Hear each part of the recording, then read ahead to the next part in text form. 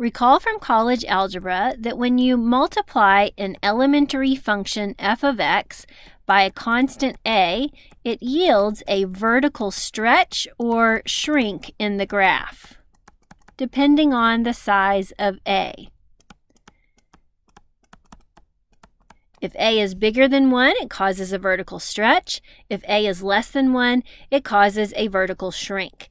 In section 2.1.3, we'll view this as changing the amplitude of a sinusoid.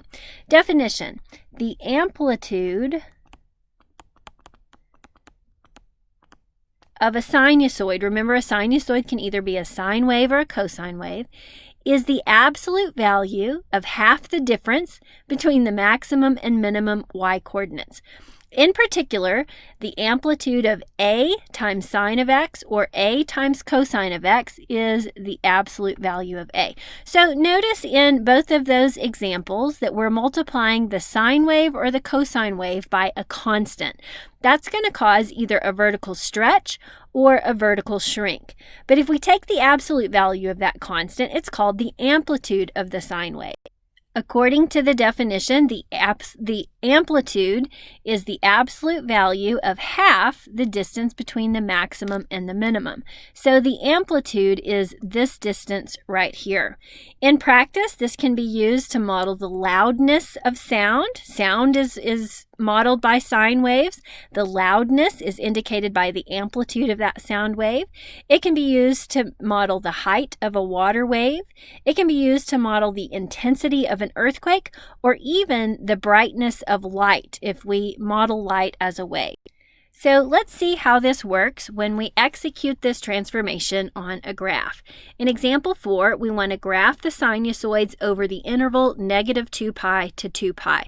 So we're going to graph two fundamental cycles of each function. On example A, we're graphing y equals 3 times sine of x.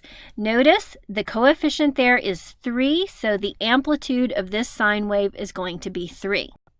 But let's begin with the basic sine wave. Recall from the previous section that the sine wave has a period of 2 pi and the original amplitude is 1.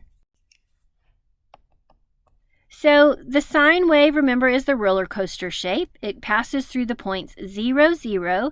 It hits a maximum at pi over 2, 1, an x-intercept at pi, the minimum -1 at 3 pi over 2, and an x-intercept at 2 pi. And this pattern continues beyond just the basic fundamental cycle. So here we have a picture of two fundamental cycles of sine. Now we want to construct that same sine wave with an amplitude of 3.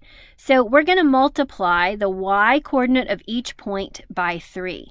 So instead of stretching up to +1 for the amplitude, it's going to stretch up to +3. Notice the x-coordinates or the x-intercepts are not going to change locations. They're going to stay the same. The maximum points and the minimum points reach up to 3 and -3. So we end up with two fundamental cycles of a sine wave. The second one, the green one, has an amplitude of 3. So to be very clear, I'm going to go ahead and label this. The green one is 3 sine of x, and the blue one there is original sine of x. Looking at the green sine wave, the one with the amplitude of 3, the domain is the same as the original sine wave. That's -infinity to infinity. But the range of 3 sine of x now stretches from -3 to +3. For the next example, we're going to graph y equals -2 cosine of x. Now, be clear here, the amplitude is 2. Remember, we take the absolute value of the coefficient next to the cosine.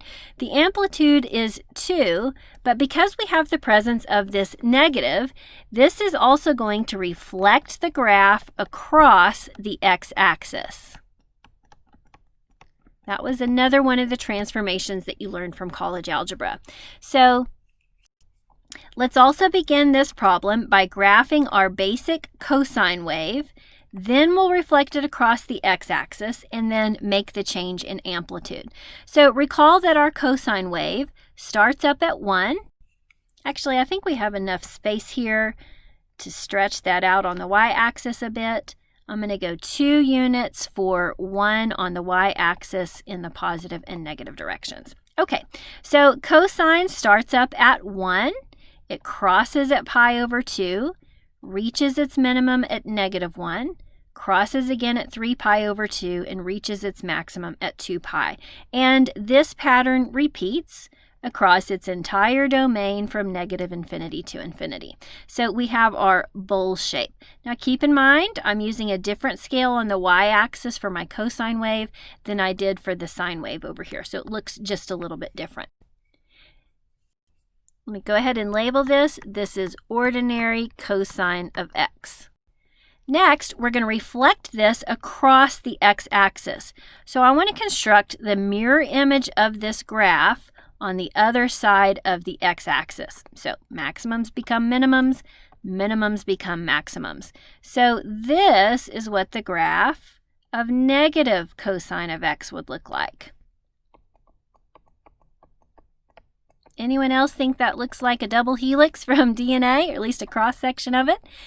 Okay, finally, we're going to execute the change in amplitude. So thinking about the red cosine wave, we're going to make sure that its minimum value occurs at -2 and its maximum value occurs at 2. You can think of that as multiplying the y-coordinate of each red point by 2. So the points that are on the x-axis remain on the x-axis. So our final curve is a reflected cosine wave with an amplitude of 2. So that second one is the graph of -2 cosine of x.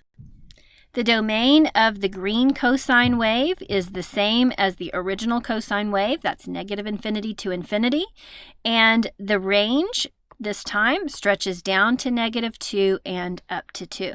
Now, just as a reminder, you can certainly check this graph with your graphing calculator. I'm going to type it in as -2 cosine of x. And if we take a peek at the graph in the trig viewing window, we can see how this graph, point for point, matches the green graph that we constructed by hand. So all of those same basic algebraic transformations will apply to our sine and cosine waves. We can think of the sine and cosine waves as new parent functions.